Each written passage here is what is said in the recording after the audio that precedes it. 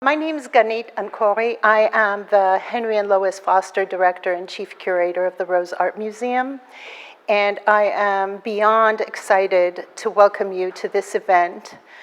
This event is one of the, you're all most welcome. There are 2 seats here in front. You can sit here and it'll be fun for you.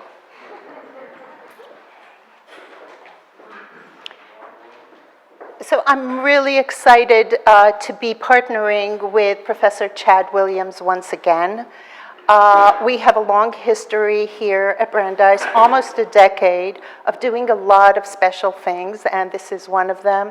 The Ruth First Memorial Lecture, a great honor. Chad will talk a little bit more about that. For the Rose, the occasion is having the incredible, timely, powerful, and poetic exhibition, Peter Sachs' Resistance, which you are encouraged to see if you haven't yet seen it in our Foster Wing. We will be keeping the museum open for extra time until 6:30 at night so that you will be able to go and see it. And I'm sure after you hear the incredible Peter Sachs, you will really, really want to go see the exhibition. These are 88 portraits of resistors and an audioscape of their words. And it's really like an immersive installation that I think we all need right now. Before I turn this over to my colleagues and friends, on behalf of the Rose team, I would like to say that the Rose Art Museum resides on the ancestral homelands of the Massachusetts people. We recognize that the museum's very existence here has been facilitated by the violent dispossession, enslavement, and dispersal of multiple indigenous peoples and communities. The Rose commits to actively learning from, respecting, and amplifying Native voices. This land acknowledgement is a living document. It is only one aspect of the museum's diversity, equity, inclusion, and accessibility commitment, a commitment that is part of our ongoing effort to transform the Rose into an anti-racist, anti-colonial, diverse, and inclusive institution.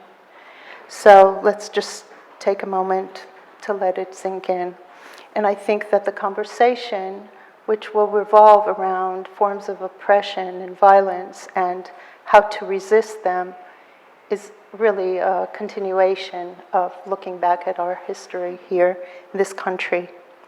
So I will introduce this man. Chad Williams has a long title.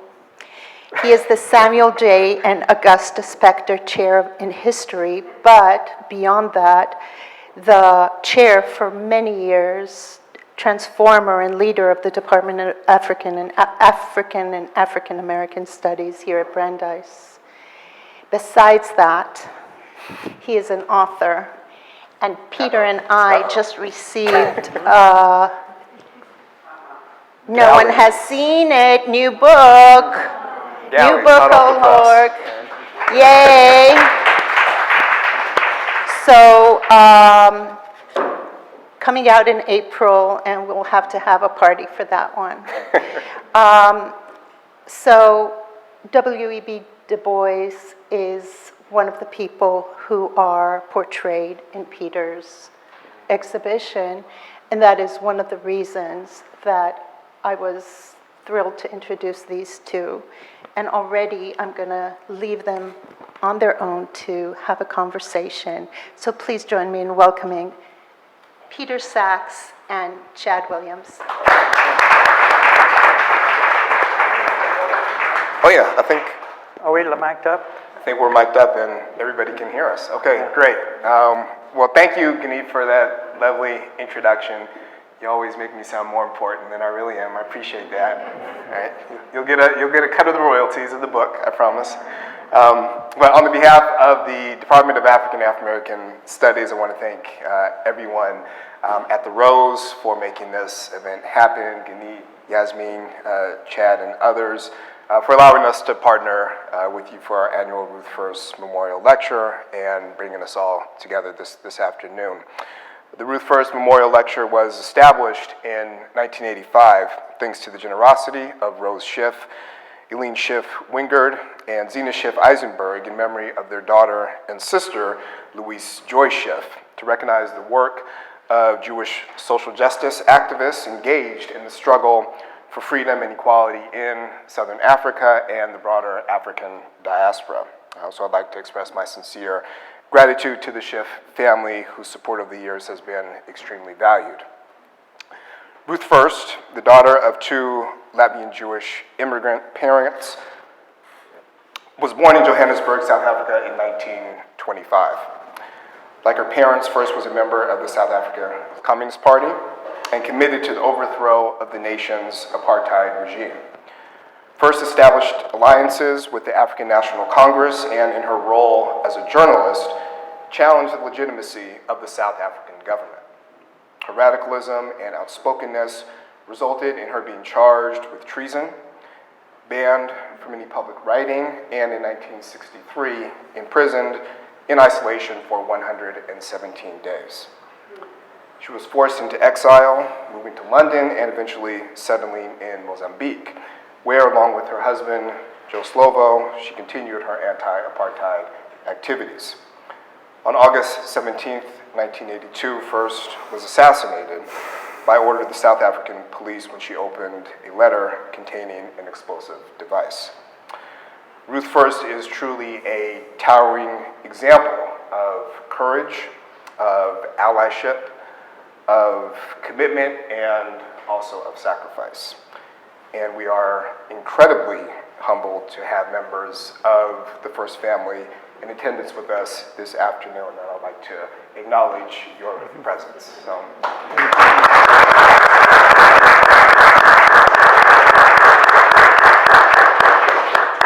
And as I said earlier, my institutional memory only goes back about a decade, but I'm a pretty good historian. And I believe this is the first time that members of the First family have been in attendance for this memorial lecture. So again, it's a tremendous honor. When I learned that the Rose Art Museum was going to be featuring an exhibit of Peter Sacks's works, especially around the theme of resistance, I immediately thought of how cool it would be to, in some way, connect the exhibition with our Ruth First Memorial event. However, I didn't imagine in my wildest dreams that Peter Sacks would actually be here to participate in the event as well. So this is a tremendous honor and privilege to be in your presence, to have the opportunity to engage in conversation with you. And these are just kind of the magical things that Ganit and I happen to pull together, kind of out of thin air. But you are truly an inspiration to so many of us, and your work resonates in so many different ways. So no better person to be associated with this event than the great Peter Sacks. So it's a tremendous honor to kick off this conversation with you. And we might as well just start with Ruth First. Just given some of what I said in terms of her background, her history, what is your connection to Ruth First? When did you first learn about her? What type of relationship did you have with Ruth First and the broader kind of struggle that she was a part of? Yeah. Thank you, Chad. And I'm looking forward to addressing that question right away, but I do want to first thank Ganit and Corey for being the genius who perceived the possibility of this exhibition and then did such an incredible job of installing it and articulating it. And I just wanted to say also how grateful I am to the amazing staff of this museum. It's a remarkable family, and I just want to honor them. I also want to second the beginning of saying that the grounds that we are on, and just to mention that there are indeed several figures of the first people or the Native American people in this show, from Wilma Mankiller to Sitting Bull to Plenty Coups and others. So I see them as an absolutely crucial part of what has become an international set of figures, of which Ruth First today is the center. I also want to just say that Brandeis, of all colleges, does have this remarkable background in terms of its commitment to social justice, to fighting racism, and to the arts. And so that's another really secure anchor for me in being here. The connection to Brandeis is actually quite intimate to Ruth First, and one of the strands actually goes through Angela Davis. And I didn't know this until I started doing some research, but when Angela Davis was acquitted in 1972 after the trial in Marin County, being one of the illustrious alumni of this university. Class of 65. Exactly. She went over to London and she met with Ruth First. Really? And she subsequently met Joe Slovovo as well. And I wanted to start by actually just reading a few words that Angela Davis wrote about Ruth First. Oh, wow. So if I may just do that, and then I'll address my personal sense of... Class is in session, okay. Yeah, yeah. So this is one of the things she said. She was making these remarks after the assassination. So the assassination, as Chad was saying, was August 1982, and she said this later. And Chad, it's an incredible honor just to be sitting beside you here. And people should know that that book that get held up is, of course, of Du Bois, but the book that precedes it is a landmark study, and it's called Torchbearers of Democracy, African-American Soldiers in World War I era. And it is a magisterial work of understanding the conflicts between race and democracy and the role that was played by 380,000 African Americans who were drawn into the First World War as participants and who had to live through the vexed conundrum of serving democracy and yet being the victims of discrimination. And it's a brilliant book, and in many ways I think its close-up on various individuals has some resonance with my approach to history, which is to show the faces of persons and to recognize that behind those faces there's the people that we don't name and the people that we don't see. But Chad, thank you so much for being in this conversation. So after the assassination, Angela Davis wrote, "They could not annihilate the spirit that animated her writings. They could not extinguish the spirit that led all who had the opportunity to meet and work with her to marvel at the way she created a life so thoroughly imbued with the dreams of democracy and socialism that even today it is impossible to evoke the South African freedom struggle without remembering Ruth First." Wow. So this is not just a remarkable individual, it's a person who has deep historical resonance in the unfolding of the history of these last decades of South Africa. And the other thing that I just want to quote from Angela Davis is the preface that she wrote to the book, which is titled 117 Days, because as Chad was saying, she was imprisoned for 117 days without trial. This was originally under the 90-day law, which is that they could pick you up and put you in prison without trial, largely for purposes of interrogation. And a number of people died under those circumstances because they were being tortured. And she almost took her own life during that period, because as soon as she was so-called released after 90 days, all they do is they just renew and they slap another 90 days on you. And so that she ended up serving 117 days. But she wrote this book about it, and I recommend it as reading. But Angela Davis, it was published in 1965 and it was reissued several times, but one of the reissues was in 2009, and Angela Davis wrote the introduction. And in that introduction, she says, and this is pertinent to Ruth First's entire way of being. 170 days is a collage. And I use that word because my method throughout these portraits is the method of collage. And I'm interested in the relation of collage to political activism because we can talk about that formally. But I think it is a way of bringing things together, of creating integrations as opposed to segregations, and that it can be a way of layering your sense of history by paying attention to the various strata that go into making a collage. But 117 Days is remarkable because, yes, it's a memoir, and it's very much about a person who was in isolation. But what Angela Davis says is that it's a collage linking her encounters with the oppressive apparatus of the apartheid state with those of her comrades. And formally, what that book does is every few pages, there's an italicized section that refers to the condition, the fate, the life of another prisoner.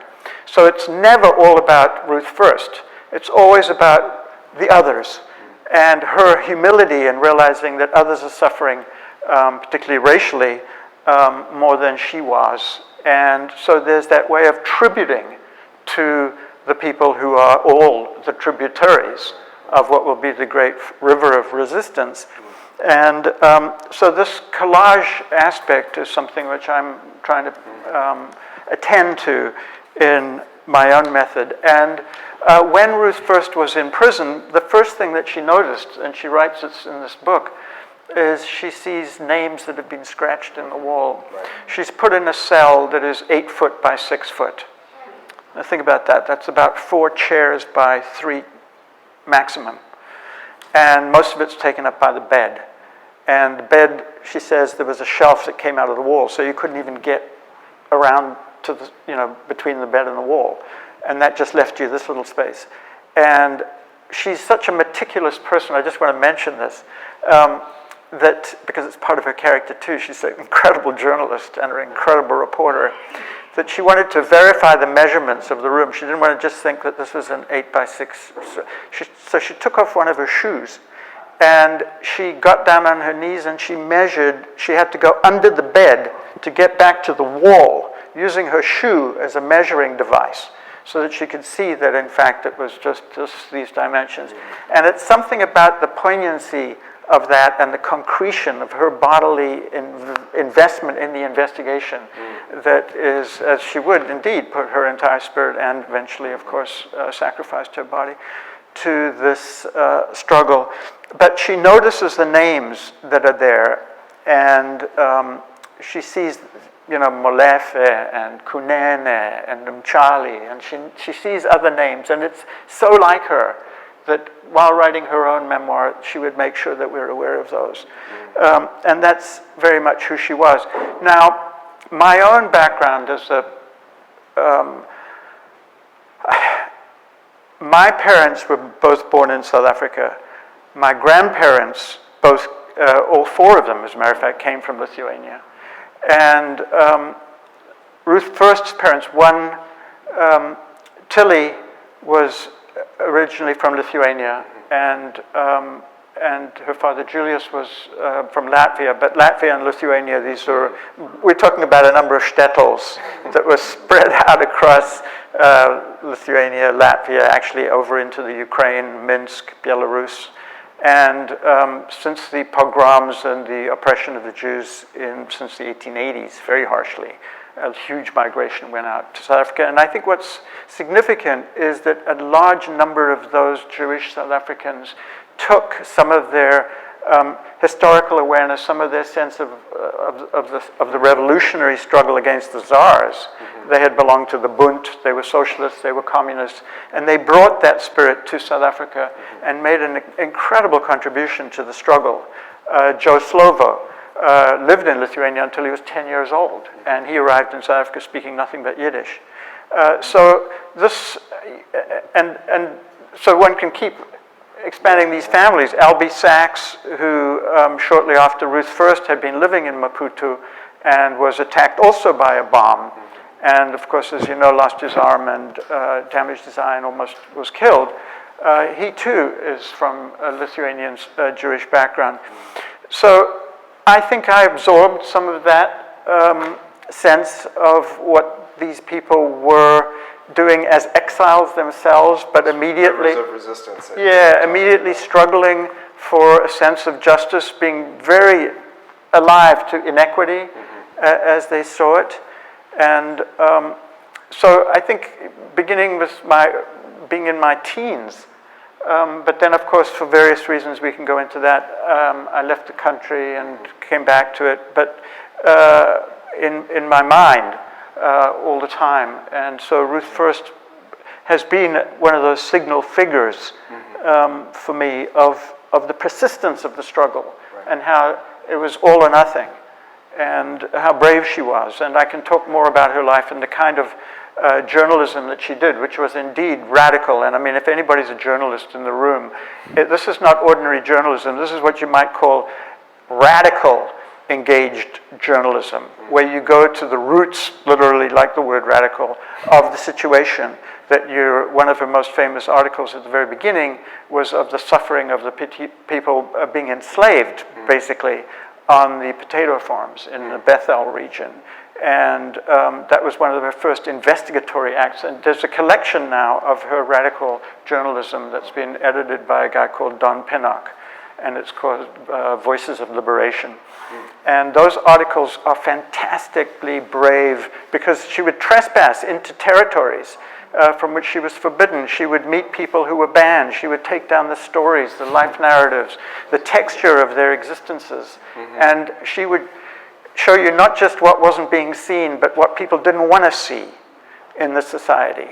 And that kind of journalism she wrote for The Guardian, which was not the Manchester Guardian, but the great communist newspaper, and then subsequently, and those were banned, and that ended up getting her imprisoned. But I don't want to keep talking because this should be a dialogue, but we can go into more details of her life, which are exceptional in terms of her. I haven't even spoken about her life as a teacher. But she was one of the great teachers of her generation, because she completely transformed the teaching of sociology and anthropology so that it would become critique, what she called immanent critique, where you don't just theorize, you go out into the field and you work with the people. It's kind of almost like anthropology before you make any remarks about what the life is like in the rural areas of South Africa or amongst people in Mozambique. You do that kind of work. So, and then she taught in England for several years, and then of course in the Center for African Studies in Maputo in Mozambique. And she was very crucial to the Mozambican struggle, and indeed Pan-Africanism. She traveled the world as a young person, as a communist, from her 20s. So I wonder if we could explore her even further. Yes. Through the picture, through the For sure. painting that you did. So just to give you a sense of how amazing this gentleman is. So we invited him to participate in this memorial lecture series, and he produced this work. And I believe is this one of two? Yeah, that's one of two. Right. So this is new. this has not been seen. And it's striking on so many different levels. I mean, I have some of my own thoughts and interpretations of it. I'd love to hear them. Oh, really? Oh, yeah, okay. really. Well, I see this as really being in conversation with some of your other works of other South African freedom fighters. Yes. But I also see it as almost haunting in a way that some of the other works aren't. There's almost kind of an ethereal aspect to it. And there's also a sense of kind of violent rupture as well. Yes. Of a life taken too soon. Yes. Of a type of damage, done not just to her and her life, but to history itself. Kind of a rupture in history, a rupture in time. And that just, the coloration just makes it that much more stark. And if you, can I grab the Sure. finger? So, I mean, I really see it as, in particular, Can people make this out from the back? A little bit, What's yeah. hard to register is they're highly textured, so we do encourage texture, you right. to go out into the actual museum So space. as you said, the texture of existence. Yes. Right? I mean, you're bringing texture to her life. So this is your painting that you did of Albie Sachs. Yeah, Albie right? Sachs, yeah. And the similar similar colorization, but also some of the same imagery as well. Yes. I don't know if is that supposed to be like a fence image at the top, or I'll get. can you explain that? Okay, so we can go back to the Ruth first, but your Sure. point is completely right. Your initial Right. So response to this is, you're completely right that there is a kind of ethereality or a spectral, apparitional way in which she's haunting. That's why I wanted a double image of her, as if she is sort of there from the top looking, as if straight ahead, and even though it looks like the same photograph, it's as if there's this other dimension of her looking down from below, so that she has this dual existence, both as if in the realm of the dead and yet somehow still in the realm of the living, or at least closer up, less recessed.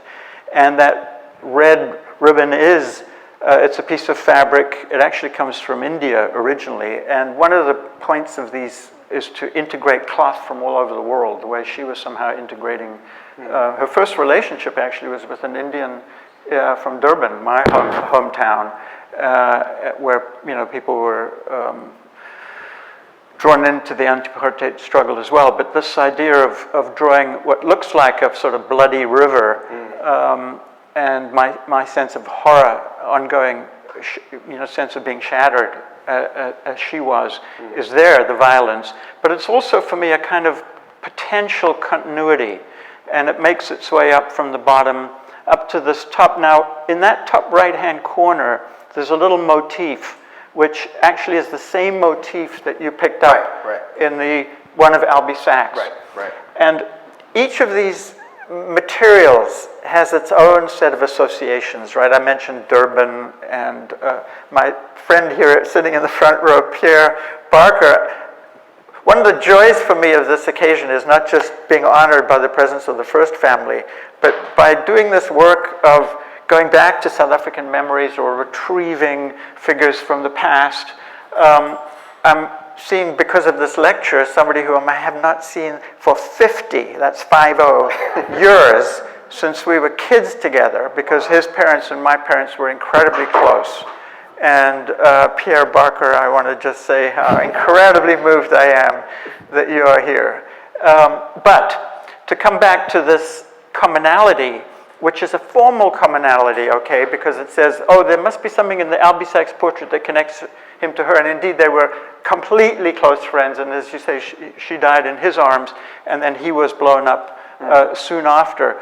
But that motif, maybe we can just go back to Albie so you can secure your sense of what that motif is like. That's, of course, Mandela, using the bars of a prison, which is a motif through a number of these, of figures who were imprisoned. I'll come back to him in a moment. That's, of course, Steve Biko, young and old. And this, I want to definitely talk about Richard Turner, who was my teacher and Steve Biko's teacher, and he was assassinated by the death squads 1 year after, or at least within 1 year of Steve Biko. That's Albertina Sisulu. But coming back to Albie Sachs, so this region up here is using the same piece of cloth as was used in the image of Ruth first. Now, that cloth was sent to me. People send me stuff because they know the kind of work I do. And I get people who I know, and they're spread out now from Calcutta to Lima, Peru, to you name it, across the world. And this is a guy who is a poet who had been in Japan, and he got a piece of a kimono that had that pattern, and he said, Peter, I think you could use this somehow.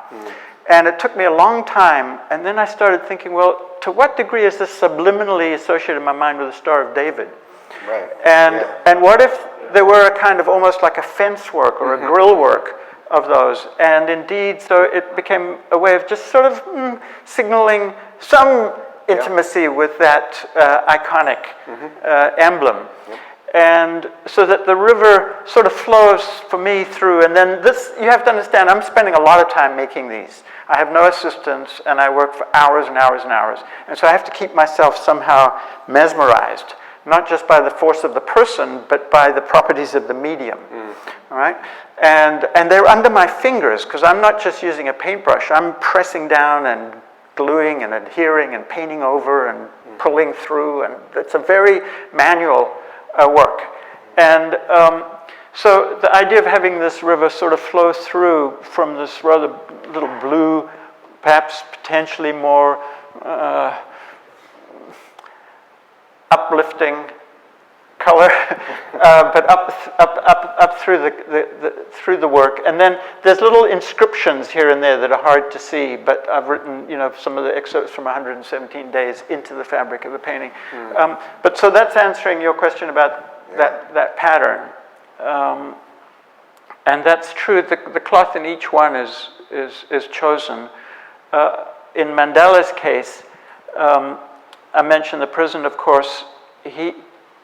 She was in prison 1 month after the Rivonia, and he was then, of course, in prison while she was in prison. But in this case, I was pulling together, this is actually a piece of one of my shirts with its button, and this piece of shirt goes through a number of the portraits as well, because I wanted to somehow, I was talking to part of the first family here,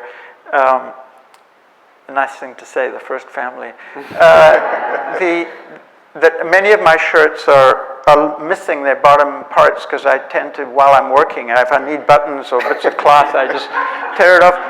So the one shirt has been really distributed through this whole museum. But I wanted, my dad was dying at the time that Mandela was the last of his years in prison. And then he was released in 90, as you all know. But I wanted somehow to create that sense of family, of intimacy. And my father, Mandela, these are, in a way, father figures. And indeed, when I met Mandela here in Cambridge, and just shaking his hand, I had a feeling that I hadn't felt since I'd shaken the hand of my father. Just in terms of the sheer emotional current. And that's an emotion without which politics is sterile. And it's the DNA, it's the bloodstream of what makes people prepared to sacrifice their days, their minutes, their lives. And so all of these fragments, and you're quite right to talk about distress or ruin. Each portrait I wanted to be a compound of persistence and resilience, and I'm here, even though there's signs of distress or ruin or illegibility or erasure. And so that then this becomes the medium of history itself, right? With all of its damage, with all of its susceptibility to being erased. So can I? Please, yeah. So as a historian, I mean, that really strikes a chord with me. And so when I was working on my first book, which you so graciously mentioned, that was like the best description of my book which I've ever had, just so you know. But there was a moment when I was doing research for the book and trying to bring texture to the lives of the soldiers, and I was very frustrated because I couldn't, the written word was not adequate for what I wanted to try and do. So I had to take a step back, and I began reading more literature, novels, poetry, and I began looking at artwork. And one of the artists who I gravitated towards was Horace Pippin. Exactly. And I see so many kind of similarities and parallels between Horace Pippin's work and your work in terms of the layering, the texture, the struggle with memory and trauma, which infuses his work, but also the kind of the deep humanism of it as well. And I'm wondering, from your perspective, especially someone who was trained in in literature, right? In the written word. What does art, what do works like these provide you with that the written word doesn't? How do these type of works provide a view of history that the written word, that the text simply doesn't fully capture? Right, that's a great question, and I loved reading your account of Horace Pippin towards the end of that book, and I think this is a huge question for me because I wrote 7 books before I quit writing, and I quit writing halfway through the 7th book in a kind of almost breakdown in terms of my coming to terms with what I was unable to express. And I found myself mute and wordless, and actually went through a sort of 4-month retreat. And it's only after that that I sort of went public with the fact that I was also making visual works. But I think it was the physicality and the embodiedness. That words you're having to translate through your cognitive, obviously you bring your emotions to bear, and when it comes to literary language or poetic language, if I'd been a better poet, I might have continued to write poetry, but I realized that there was too much that I wasn't getting across, and I wasn't satisfying myself. And so to get the corporeal, the texture, literally, I mean, we have the word text, but we also have the word texture. They both go back to the word textile, but one is a weaving with language, and the other is a weaving with actual threads. And by the way, Ruth first, one of the ways in which she kept track of days, at first she was using a hairpin to scratch into the wall little marks, because you lose, obviously, she was in solitary a lot of the time as well. But at a certain point, she had a needle and thread, and she stitched a stitch for each day into the back of the little robe that she was given. And so the idea of stitching your representation, using the threads, they had a visceral claim on me that the words, which can float away, didn't. And once I had put things down in materials, so it's not just paint, and that's the nature of collage, is that you're allowing the autonomy of these ingredients to start working on you. And so it was a large change, and that was about 25 years ago, and I've not written anything since. And it's all now expressed. You're writing. I'm writing into these. Into these, right? Yes, but I'm writing occasional thoughts of mine, and then I'm often transcribing their language. In fact, the portrait of Du Bois, as we were saying in the gallery, is very much filled with inscriptions, and ditto for whether it's, there's other kinds of resistors out there, some of them just culturally resisting, like Virginia Woolf in her writings against patriarchy and aggression during the First World War. And I've written some of their writings into the works themselves as well. But I wanted that combination. It was a matter of grounding the work. And, there's other figures in this show. Just thinking of the physicality. Sojourner Truth if you want, is one figure. I don't know if she's in there. She is. Oh, great. Yeah. And I don't know if... Du Bois, Douglas, or... I don't know if Rosa Parks is in there. Well, wait. I'm sorry. I'm jumping around, but it says when the face comes up, I just get taken over by them. And indeed, I have been possessed by these figures, and I think that's part of what's... it's been a haunting. I think you used the phrase right at the beginning. And I think we need to figure out how best to be haunted by our ancestors in the best way. I mean, I think a lot of Western post-Enlightenment civilization has lost its intuitive, sometimes ritualized connection to its ancestors. And ancestor worship for most civilizations was a crucial part of their sense of how do we live, how do we go forward. And in a way, I think I've been trying to evoke my ancestors here, paternal and maternal, and sororal or fraternal. But the going back to them has been key. Now, I was going to say one thing about Rosa Parks, and it had to do with texture. She was a seamstress, so she worked with cloth. And when she was on the bus and refused to move, and really initiated in 1955 that entire movement of the bus boycott, and that's in a way the beginnings of Martin Luther King, who was the pastor in that moment and led the movement after. She said she was frightened. She knew she was breaking a law that was unjust, but the way she said it, she had made quilts as a child. Okay, and she said, determination came over me like a quilt on a cold night.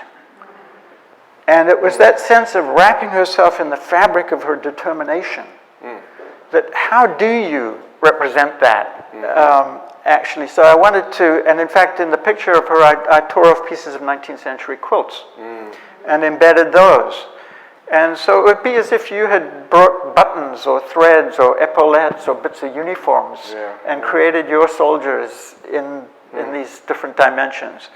And in any event, that's just by way of your remark about the threads and the materials. But Richard Turner is not as well known in this country, but he had been a political science teacher, a very brave, very charismatic Marxist teaching in Durban when I was there. And after I had dropped out of medical school, partly because of various reasons having to do with coming to this country for a year as a child and going to Detroit and seeing this collision of democracy and racism, thinking medicine isn't alone going to teach me how to cope with thinking about this. And so I dropped out of medical school, started studying political science and so on, and he was one of my teachers, and he was a mentor to Steve Biko as well. And so this is Richard Turner, who was gunned down, same death squads, the same kind of people who went after Ruth first, killed him in his home. He died in the arms of his 13-year-old daughter. But these are people who just gave their lives to the struggle and knew that they were marked. He was under house arrest, and yet he was continuing to meet as he could and publish, and very crucial to the movement. So again, the sense, I often use a kind of winding path or a curved sense of that the struggle is not linear, it's not straight. You don't get there right away. It takes a persistent set of deviations. There might be a road, but you've got to struggle for it all the way through.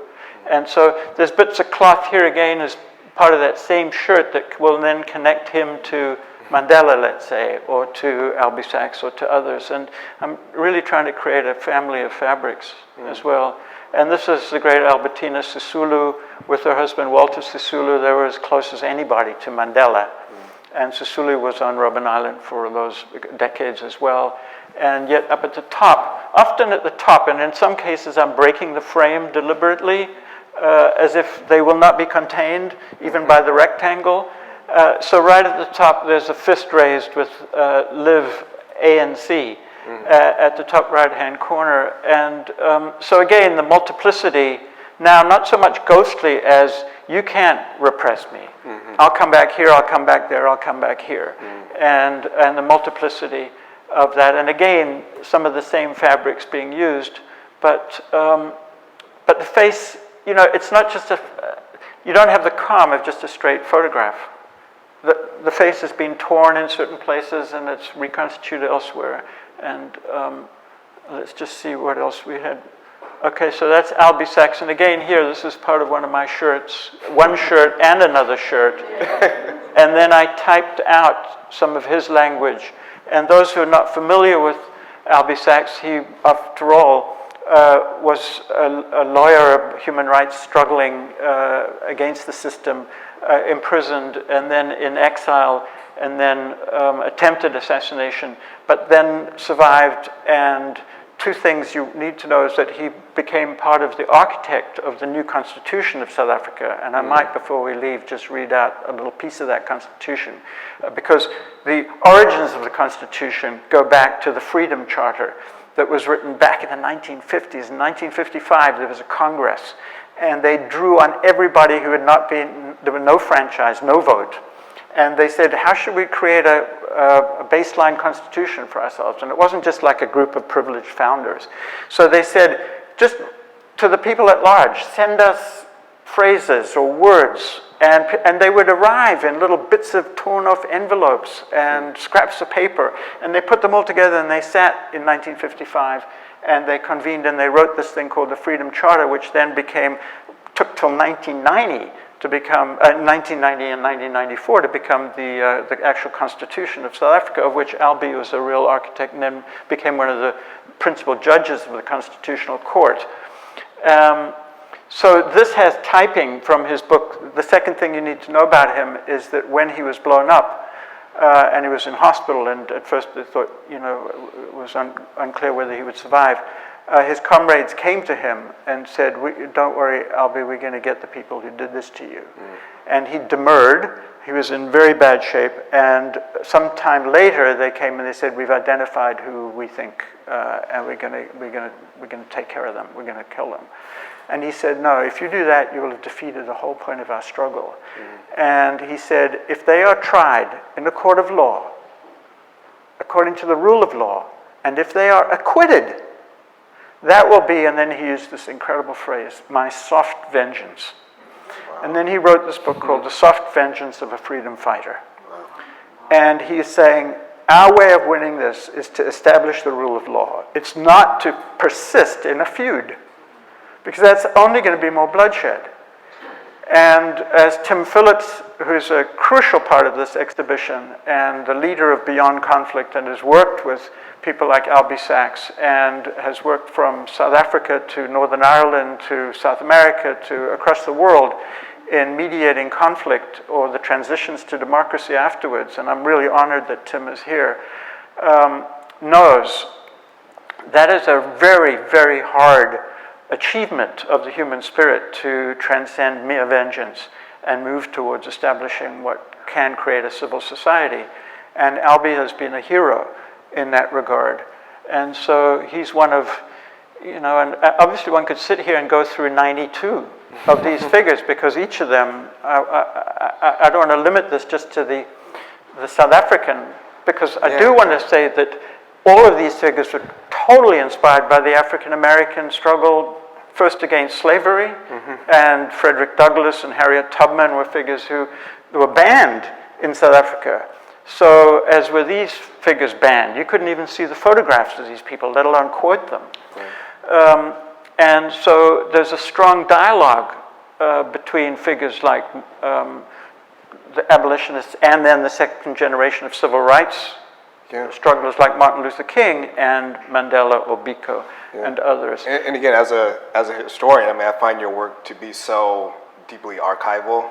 How you're pulling from various archives to develop your pieces, but you're also creating an archive. You're giving us an archive of global resistance, which is really a gift. Yeah, well, thank you. But I think we really need to see the connections because there's got to be something that transcends also just the moment in geography, the place in geography or the moment in history, that has to do with the human spirit's capacity to say, this is not just, I won't take this lying down, I will stand up. And whether you're Osip Mandelstam in the 1930s in Russia and you decide to write a poem denouncing Stalin and you die for it, literally, a few years later after being persecuted, or you're a Chinese dissident standing up against what happened in Tiananmen Square, like the people Liu Xiaobo and Liu Xia, terrific individuals, or just really across the world and ongoing.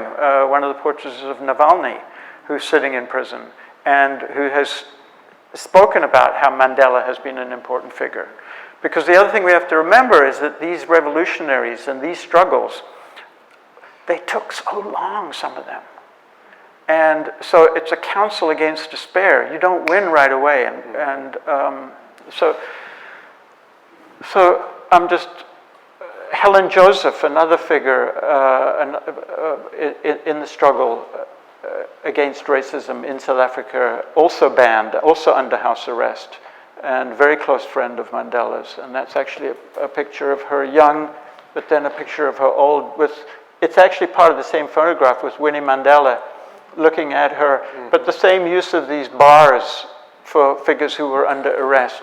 And that includes Oliver Tambo, of course, who led the ANC from exile, as close as anybody to Mandela. And their reunion, if you want to see a human, beautiful thing, it's the reunion of Mandela and Tambo. Again, you can see bits of the same materials being used. And he's looking back at us. I think that was one of the things I wanted to get. It wasn't just that I was haunted and possessed, but it was as if they had me under their gaze. And I think they have all of us under their gaze. And can we be the people that they deserve us to be? Is a real motive for this show. And I wanted people to just walk around from one face to another and have them witness not just history, but witness us. Yeah. And the ways of resistance are so different. And I really believe this. It takes courage, it takes resistance for people who are just living in horrible poverty to say, I'm not going to despair. I'm not going to let the system break me. How can we think about resistance beyond the abstract? I mean, I think oftentimes when the word resistance is thrown around, it's kind of got a warm and fuzzy feel to it, that it's almost romanticized in a way. Like, I'm going to resist. Like, but what does that actually mean? I mean, what lessons would you like for us to take from these words to try and think about resistance in a much more kind of concrete way? Yeah. Well, these are not programmatic in the sense that after experiencing this work, you go and you should go and do action A, action B, action C. These are more attempts to reinforce the spirit that is required, the kinds of courage, the kind of sense of potential community rather than being in isolated. But that's my way, okay? I'm not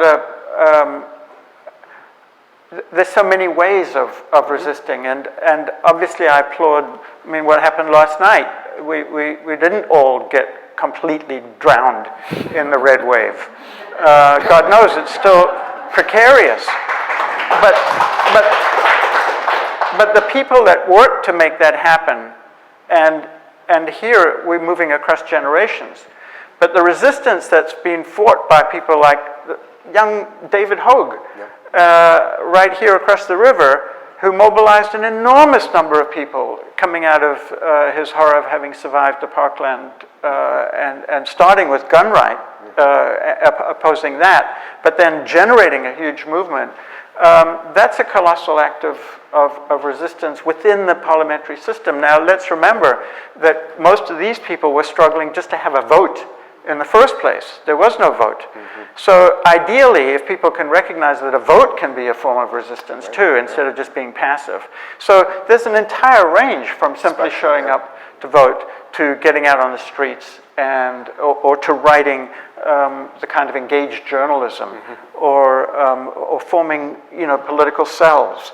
And so I think the future is going to depend on this country's fate is seldom been as so much on a cliff edge. And I think there's many ways, even if you're just being supportive of somebody who is being more active, it's just being there for each other. I know we want to talk to you all as well, Ganit, right? I just want to see who else is. That's Frederick Douglass. Let's go through it and then we'll open it up because I think there may be questions from the audience. But I don't want to take away time from that. Oh, but I do want to say something. But you still have the Du Bois. Yeah, we go back. We can. So here's Du Bois, of course. That's for you, Chad. Yeah. But it talk about engaged scholarship and teaching and being an inspiring luminary. for generations. And it's not by chance that my colleagues are teaching in the Du Bois Institute across the river, or that actually the voices, that's something I haven't mentioned, is that each portrait is accompanied by a recording of a voice. And whether it's Brian Stevenson reading words from John Lewis, or Henry Louis Gates reading from, name it, from Wally Soyinka to others. But there's Du Bois. And I do want to have an open questions and so on, but I do want to just say one thing about this incredible human being, because in some ways I would feel I've not done justice to Ruth first if I haven't honored her sense of the joint struggle at large. And we were talking about the international nature of the struggle. But a person that she would have revered and worked with and encouraged is this remarkable Iranian, Nasrin Sotoudeh, who is the preeminent human rights lawyer in Iran, who has been harassed, imprisoned. She was at one point sentenced to 38 years in prison. She then went on hunger strikes. She was released on a medical furlough for a while and then put back in prison. She's been in Evin prison, the worst prison. And she is an absolutely astonishingly brave, persistent figure who will not give in. And her being in prison precedes the uprisings that have been going on now and the deaths of 22-year-olds and young people. I wanted to add to that another program that we have is Resistance on Film. And this Sunday we will have the screening of the documentary film Navalny with a conversation of two Brandeis colleagues, Dmitry Troyanovsky and Irina, right? And December 5th, we will have the incredibly moving documentary Nasrin here at the Cinematheque with the producer and director of the film who knows Nasrin very well. Nasrin actually wrote a letter to Peter when she heard about the portrait, and it's been very, very moving to hear back from. Navalny's daughter was here to see the show. So these are people who are alive, who are imprisoned, who are beyond brave, and the idea of the exhibition to inspire us. So continue, please. Well, just that they know that we have them in mind and that their faces are amongst us. And, you asked about why move from words to images. For me, I wanted them on the walls. I wanted them to be inhabiting our space. And I didn't want her to be exclusively behind bars. I wanted her, this is the younger Nasrin, and this is somewhat older, but I wanted them always to be emerging from the prison into our shared space. And she did write a most incredible letter, but paying homage to the South African struggle, because Tim has noticed the degree to which shared experiences across struggles can fortify and transform one society after another. And just to see who else is here. Well, of course, this is Rosa Luxemburg. I did several of her, and we don't need to go on and on because each one I could talk for an hour. And this has writings from her unbelievable letters that she wrote from prison. And as you know, she would have been part of that generation that might have avoided Nazism if she hadn't been brutally assassinated. She was an early Marxist and right after the First World War, and hoping to create a socialist democratic society. And then she was brutally killed with her partner Liebknecht and was in prison. But her letters from prison are so luminous and so radiant and so encouraging of people to pay attention to the sky and the trees and to keep that part of themselves alive. And I think to answer your question of what am I advising people in the form of resistance, some of it is, it might sound fuzzy, but we can't surrender to despair. So even just staying upright and saying, I can breathe, I can feel gratitude. I'm not going to let them destroy me in that way. And so she's an incredible inspiration to me. And this is the wonderful, extraordinary Anna Akhmatova, who was the Russian poet of her generation, along with Osip Mandelstam, who most opposed Stalin when it was pretty much suicidal to do so. And she stood for many days outside of the prison. Her first husband was executed. Her son was in prison for a long time. Others of her close friends were executed. And she was the great friend of Osip Mandelstam.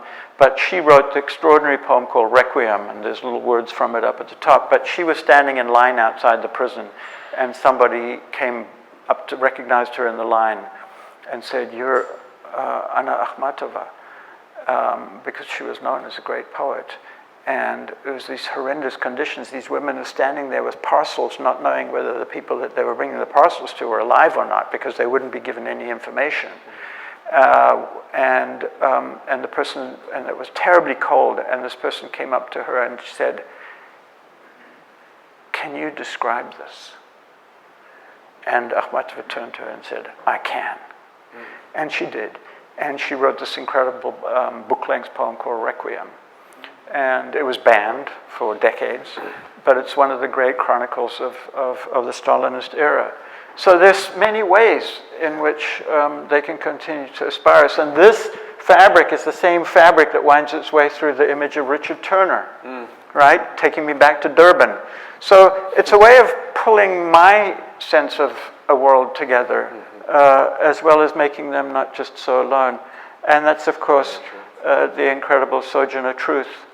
And I think that might be the end. But the Sojourner Truth, I will just say this, which is that when she was threatened, as you know, she escaped, became a great spokesperson for the abolitionist cause, and then during the Civil War was going around the country and making speeches and holding rallies. And I think it was in 1863 or so, she was in Indiana, where there were both rebel sympathizers and abolitionists, and she was about to give a rally, and people threatened her and said, "We're going to burn down the barn, we're going to burn down the hole in which you're going to speak."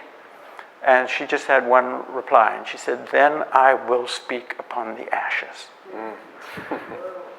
And so that's, you know, in terms of my contribution, it's been trying to paint upon the ashes or represent upon the ashes and say, there's still fire. Wow.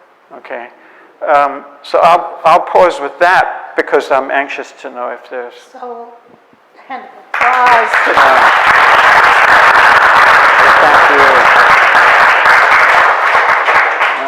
So what we'll do now is have a few questions from you, but as I said, you don't have to just see these projected on the screen. They're out here and all around you, looking at you. Bits of you are also in the portraits through your shirts, so they're not just connected to each other, they're connected to you. And when they look at you and you see them in the gallery and hear the voices, they'll be with you too. And I will need you to speak to the mic because we're recording this, not because we can't hear you. So if you want to ask a question or comment, but thank you guys. Good.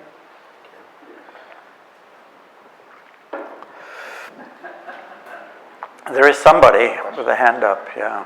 Oh. Hey. I was curious how you start the process of beginning a new collage. Sorry, my voice, I have a cold. Are you inspired by something that happens to you, or do you search out for figures to honor in your art? Okay, thank you. Yeah, a number of these figures have haunted me for a long time, and then obviously figures like Nasrin Sotoudeh or Navalny are recent, and so they haven't been part of my psyche for a very long time. But the ones that have been, you know, since my teens, legendary figures of resistance.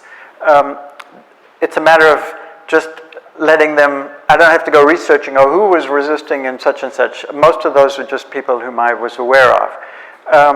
And I began this process, I have to say, under the pressure, combined pressure of the Trump, end of the Trump era, in the sense that America could become a fascist country, and that there were eerie forms, especially when it was accompanied by the police shootings and the Black Lives Matter and the kind of racial insanity that was being perpetrated, not just by the police, but by people in the white supremacy movement. And I was thinking, Christ, this feels like apartheid on its way.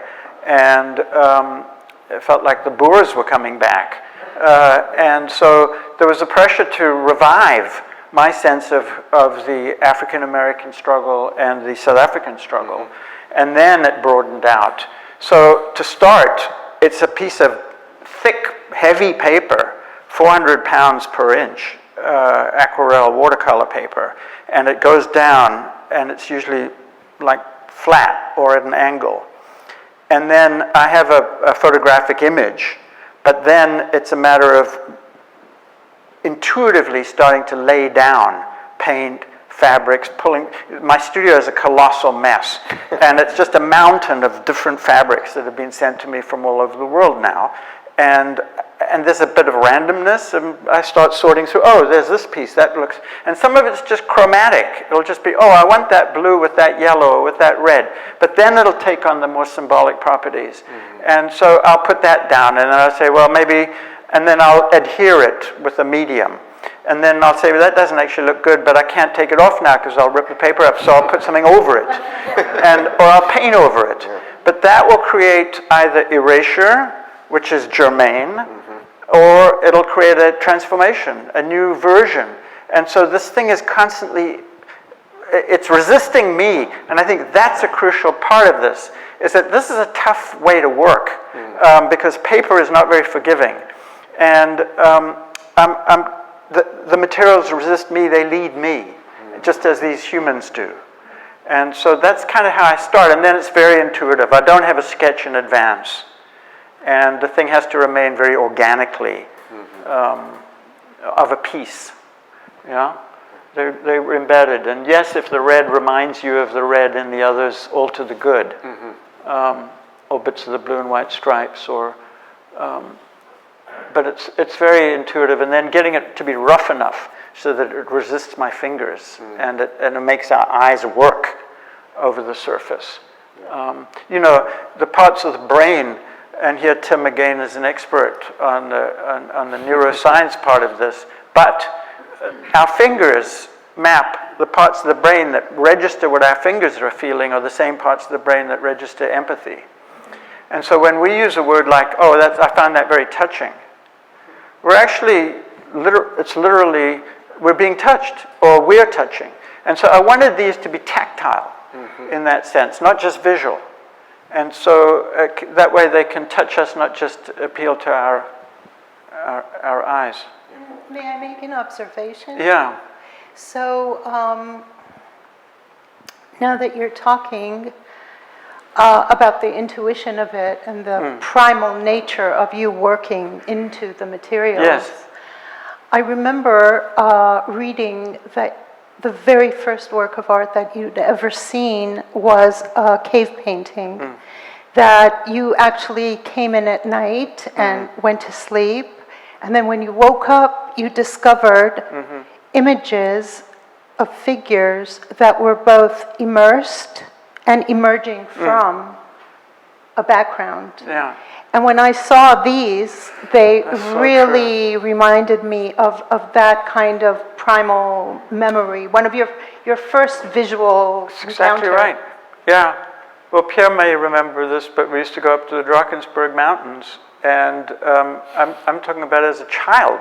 I hadn't been to an art museum. I was like 4, 5, 6, 7 years old, and the psyche is just like, and so these first images were just, you know, where do they really come from? Are they stains? Are they burn marks? Or have humans actually evoked them?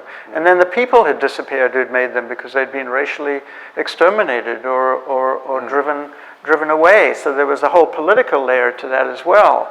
But the idea of tapping into the most primal sense of the brain and the mind and the heart is key. And I think these are kind of postmodern cave paintings in a way. Yeah.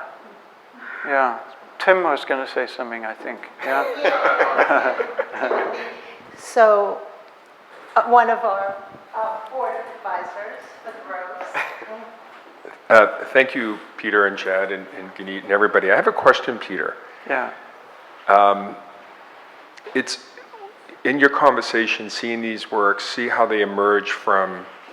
There's a lot of patina, and it strikes me about the importance of that we resist forgetting. Yes. And could you talk about the need to resist forgetting? Because if you forget, it ends up taking you over in some way. And that memory, whether it be one's lived experience, the part of one's experience that one can't really confront, finds its exit in an image like this. So if you could talk about that. Well, it's so powerful a matter and so crucial. Most authoritarian regimes have had a deep investment in forgetting and erasing memory. I mean, it starts with taking over indigenous people and forcing them to forget their own language, forbidding them from speaking, teaching them another language, and so on. Stalinists absolutely trying to erase prior history. The United States trying to forget how it came into being and needing to be reminded. Our attempts to deal with those aspects of our past. Most fascist states, what they try to do is they try to have you remember some bullshit myth and forget actual history. And so, so for me, patina, the struggle against forgetting is to try to make the image so that it's on the verge. There's the danger of them disappearing, but there is the way in which they resist disappearance. And I think memory is, if you think back on some of the earliest expressions of grief or lamentation, and it often, the great psalm of the people going into exile in Psalm, 137, if I forget thee, O Jerusalem, may my right hand forget its cunning, and the tongue cleave to the roof of my mouth. It's as if I forget, that will be something that will completely destroy me and start, be physically with my hands. So my hands have to remember just as much as my mind has to remember. And I think that's our job too, is to remember strongly enough so that it actually, it possesses our bodies, not just our and you as a historian do that so well. Yeah.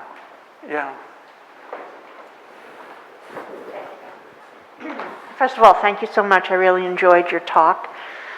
There's so many men and women who have contributed to the struggle for freedom. Yes. I'm curious to know how you decide which ones to memorialize in this way.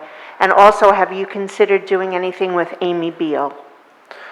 Wow. Well, this is all good. Yeah, there's so many. I don't know the number, but you're speaking about women at large in the struggle across. Yeah. So, in some ways, historically, I went back to the suffragettes, and so figures like Pankhurst and others. But Emma Goldman is there, of course. Nellie Sachs, Hannah Arendt. There's so many. Some of it has to be a little arbitrary, because I'm not a historian, and it's a matter of those people who just somehow have their hooks in me. And so whether it's Wilma Mankiller, the first woman to be the chief of the Cherokee Nation, or it's Hannah Arendt trying to think through the issues of totalitarianism.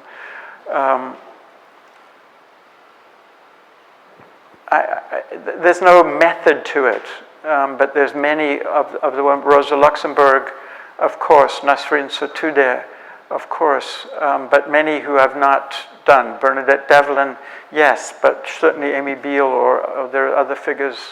You know, Angela Davis could be in here. So the series is ongoing. Oh, it is. It is, in fact, ongoing. 88 works. The catalog that's coming soon will have 93 works, I believe, reproduced. But there are about 140 portraits in various stages. So I think that Peter wants to read us something. No, I want to answer better the question. No, because I mentioned Albertina Sisulu, who was called the mother of the nation for a period of time. But I think it is always a matter of history seeming to push towards the old groove of the men, the heroes, the patriarchs, and all that. And when it comes to resistance, the women have been unbelievably foundational. And so, of course, we're celebrating Ruth first. But when there was a memorial for her in London, actually up at Hampstead in the church, and the ANC representative, the representative of the ANC in the UK at that time was a woman called Ruth Mompati. And Ruth Mompati acknowledged in the audience Ruth First's mother, who was still alive, Tilly First, and said, and this is what she said, and I thought I'd written this down, but I didn't, but I have it in memory. It's pretty simple. It's,